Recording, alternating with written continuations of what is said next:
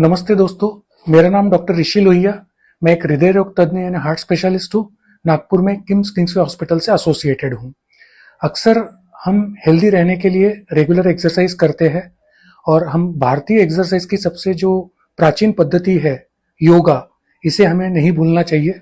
हमने काफी बार सुना है अगर हम रेगुलर योगा करते हैं तो शरीर के लिए फायदेमंद होती है। आज मैं आपको योगा कैसे शरीर को हेल्प करता है इस बारे में बताऊंगा और कुछ आसनों को आपसे डिस्कस करूंगा। पहला है जो तड़ासन, यानी इसके अंदर हमें क्या करना होता है, हमें स्ट्रेट खड़े रहना है, पैरों को कुछ दूरी पे रखना है, स्ट्रेट खड़े रहना है, दोनों हाथों को शरीर के सामने लाके उंगलियों को एक में एक में लॉक करना है। अगर हम ये आसन रेगुलरली करते हैं तो इससे पैरों के मसल्स, गैस्ट्रोक्नेमियस सोलियस मसल्स का एक्सरसाइज में काफी हेल्प होती है। ये पैरों के और हाथ के ब्लड सप्लाई को इम्प्रूव करता है और अगर हम ये रेगुलर करते रहे तो ये हार्ट रेट, ब्लड प्रेशर और इंसुलिन सेंसिटिविटी में इम्प्रूवमेंट में हेल्प करता है। दूसरा जो हम आसन आज डिस्कस करने वाले, इसका नाम है सेतु बंधासन। सेतु यानी ब्रिज, सो इसको ब्रिज आसन भी कहते हैं। We can do these variations in two different ways. One is excellent person who can perform very well, and second one is the special population who can utilize the blocks or the towel with roll or the blanket, roller blanket below their lower back. Okay, keep your both hands by the side of your body, 1 foot distance between two legs. Now, inhalation, lift your core part of the body and very gently, slowly try to lift upwards as much as possible.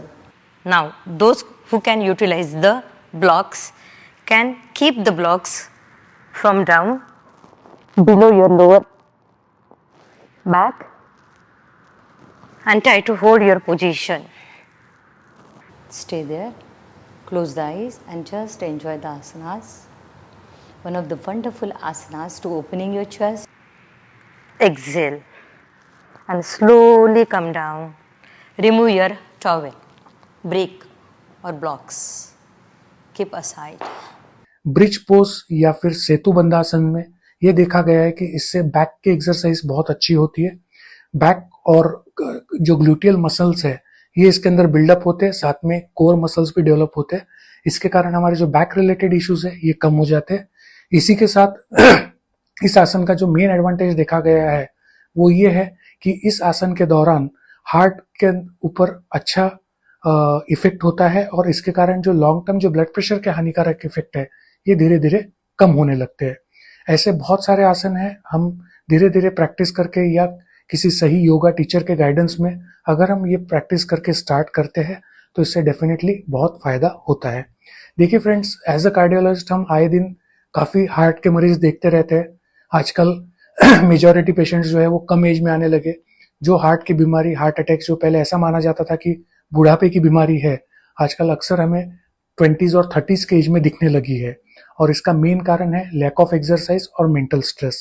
अगर हम सब हमारी ये प्राचीन व्यायाम पद्धति को फिर से जागरूक करके अगर घर घर में बच्चों को बचपन से ही इसकी प्रैक्टिस अगर देने लगते हैं तो इससे एडवांटेज ये होगा कि इवेंचुअली हम ये जो हार्ट रिलेटेड प्रॉब्लम्स है इसको हम धीरे धीरे करके प्रिवेंट कर सकेंगे।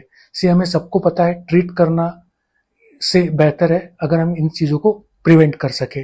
तो फ्रेंड्स, इस योगा डे अगर हम सब ये निर्णय लेते हैं कि हम हमारे आने वाली पीढ़ी को, हम खुद तो डेफिनेटली योगा स्टार्ट करें ही, प्लस हम हमारी जो आने वाली पीढ़ी है उनको बचपन से ही अगर योगा की ट्रेनिंग देके उन्हें अगर हम हैबिट लगाते कि वो डेली योगा करे तो हो सकता है अगले 20-30 सालों में हम ये हार्ट रिलेटेड प्रॉब्लम्स को काफी हद तक कंट्रोल कर सके, ताकि आए दिन हार्ट अटैक से जो मृत्यु हो रही है वो हम कम कर सके और इसके कारण जो शरीर को हानि हो रही है, खर्चा हो रहा है, तकलीफें हो रही है, ये सब भी हम कम कर सके। धन्यवाद।